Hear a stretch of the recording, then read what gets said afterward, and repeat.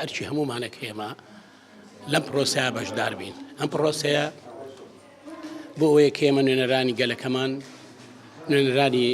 لایەنەکان بە گشتی بلێرینە بەغداد بۆ ئەوەی داکۆچی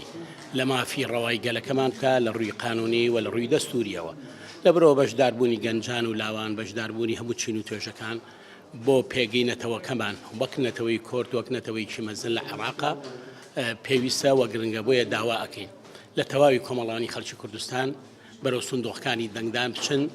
بەهێمنانە و هاوکاری هەموو ئەو چاودێر و مراقبەیانە بکەن کە لەبێشن ئەمە بۆ هەموو لایەکمان باشە و بە تایبەتیش کە ئەمڕۆ ئاخر ڕۆژی پرۆسەکەیە لەگەڵەوەی کەم و کوڕی لە هەندێک ناوچە لە هەندێک شوێن هەیە کە ئەمە ژەگەڕێتەوە بۆ کۆمیسیۆنی باڵاوە بۆ حکوومەتی عێراق کە هیچ پەیوەندێکی بە کوردستان و بە کۆمیسیۆنی لای ئێمەوە نەبووە. لەبەرەوەی ئێمەش هەمومان لەسەر خەتین کە بۆ بتوانین ئەو شوێنانی کەم و کوڕیتیا هەیە پێکەوە چارەسەری بکەین.